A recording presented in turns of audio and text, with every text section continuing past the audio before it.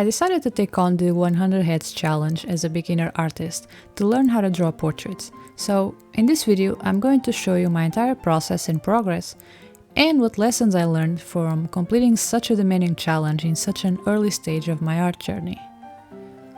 Hi, my name is Jess, and I'm a beginner artist sharing my art journey here on YouTube. I first picked up a pencil on March 21st, 2024, so it's been around 8 months since I started. My goal is to share my learning journey to provide a realistic time frame for developing drawing skills from scratch.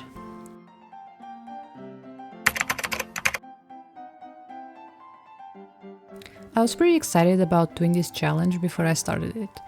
I had learned about the Loomis method and I practiced a bit, but other than that, I started this pretty much from zero when it comes to experience in drawing portraits.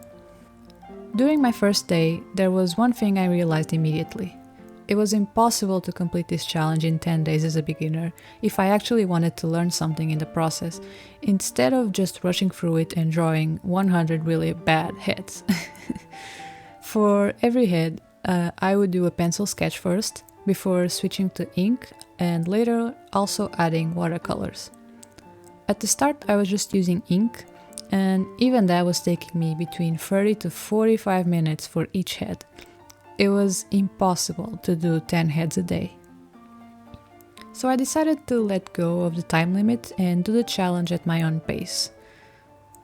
The way I saw it, it was better to take a month to practice 100 heads than giving up after 10 days with only 20 heads done.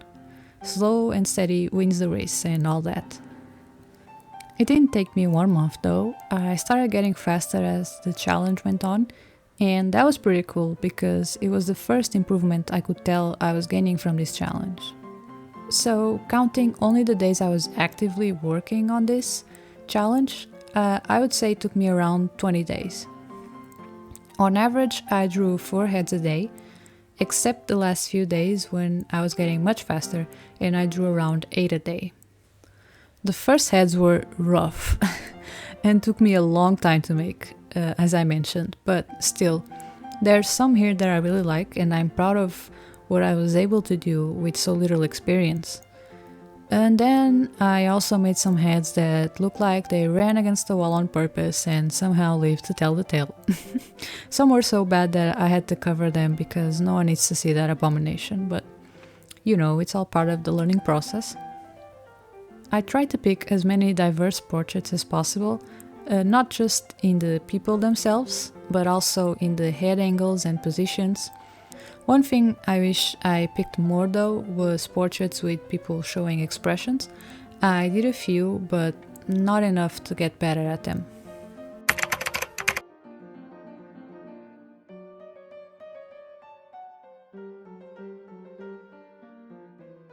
I started getting really bored when I got to the 30s, so I decided to shake things up a bit and try to have some fun. I had just gotten my first set of watercolors, and even though I knew this sketchbook wouldn't react to them very well, since it's dry media only, I stubbornly decided to use them anyway. So try not to judge my watercolor techniques here. Not only am I a beginner, but the paper also wasn't very happy with me wetting it all the time, but it wasn't that bad. It's still thick paper, and just for this practice it worked out fine. So I ditched the horrible hatching work I was doing and replaced it with subpar watercolor washes. Was it an improvement? I don't know, but at least it was giving me enthusiasm to keep going with the challenge. The downside is that even though I was starting to get faster at drawing the heads, now I had to wait for the watercolors to dry, and since this paper wasn't appropriate for them, it was taking a long time. But without imposing the time limit restraint of the challenge, I kept using them. I considered coloring with alcohol markers, but I quickly gave up on that idea. Not only would I waste a lot of pages since markers bleed, but even with a set of 100 markers, I didn't have enough colors for different skin tones and a nice light purple for the shadows that I like to use.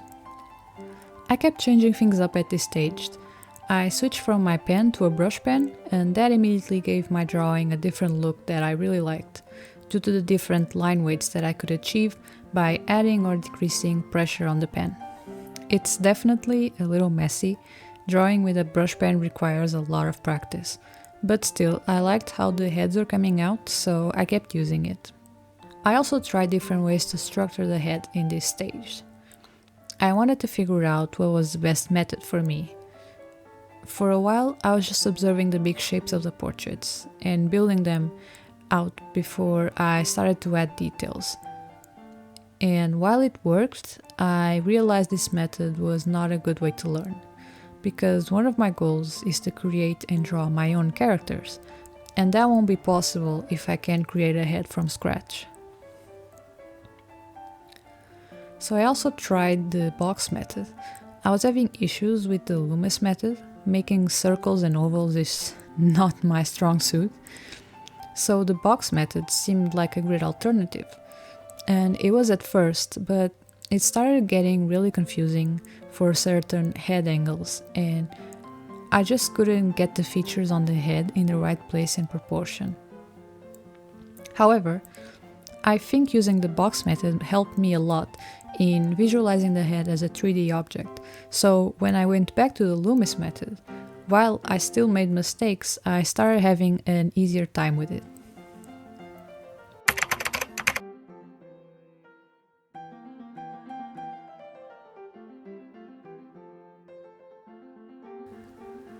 The last stretch of heads after all the different methods and experiments was all about getting consistent. I was trying to be more efficient and make the best possible portrait I could make in the least amount of time. I also started thinking about art style and simplifying the head more instead of just trying to copy everything I saw in the portrait. One thing I wish I had gotten better at this stage was getting the likeness of the person I was drawing, which didn't really happen. I got close sometimes with some faces, but it's still something I struggle with. Although it doesn't really bother me much at this stage, my priority is still to make a head that doesn't look like the bad peanut at the end of the bag that no one wants to eat. As far as art style goes, I would say that the brush pen combined with the watercolors and the kinda realistic faces is giving my art a comics vibe, and I'm okay with that. I like it. And one of my long-term dreams someday is to be able to create a graphic novel, so I think I subconsciously just arrived at this style. I have some thoughts about finding an art style as a beginner artist. Maybe I'll make a video about it. So here's what I learned with this challenge.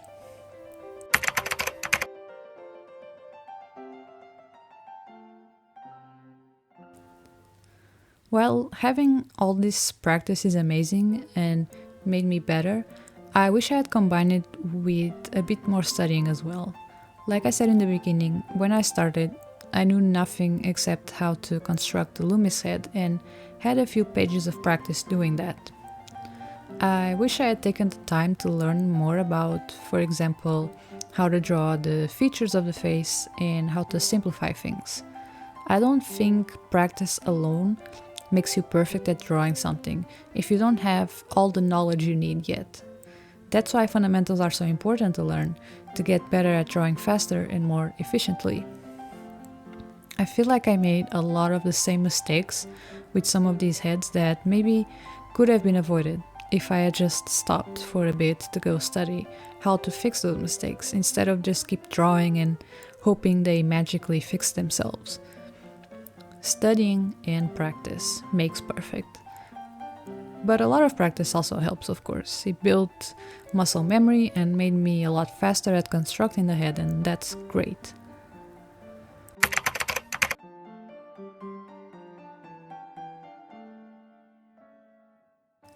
When I started, I thought I would get progressively better with each head.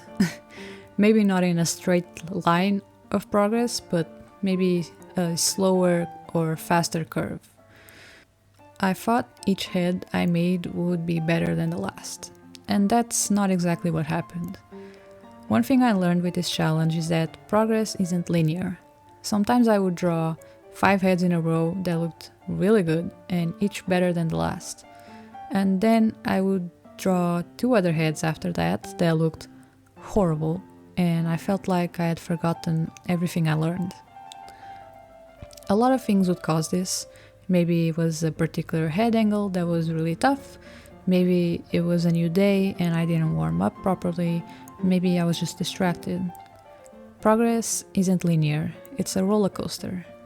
You will get to your goals eventually, but the ride isn't a straight line or even a curve going up. But like real roller coasters, that's also what makes it exciting. At least I think it is, I don't know, I'm too scared to ever set foot on a roller coaster.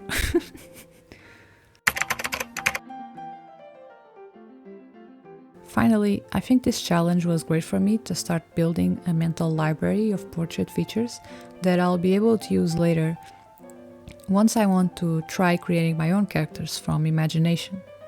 I'll always use reference as much as I can to help me, but having this practice of drawing is great to familiarize myself with different human features. It will be helpful once I want to create a character with a specific hairstyle or nose or jaw, because I have sketched it before, numerous times now, so I know how that should look like. I don't know what I expected from this challenge when I started, but I learned a lot of valuable things about where I'm at with my art, and it made me understand what I need to focus on now to keep improving. Which is pretty clear to me that it's anatomy. Look out for that. I drew 100 skulls video soon. I wish I was joking. Anyway, I recommend for beginner artists to do this challenge. If you want to get better at drawing portraits, just don't do it with a time limit if you think you can't handle it. Remember, slow and steady wins the race and all that. I have this video here of a sketchbook session I did drawing a few of the faces, and I talk about my experience while in the middle of the challenge, if you're interested. Thank you for watching.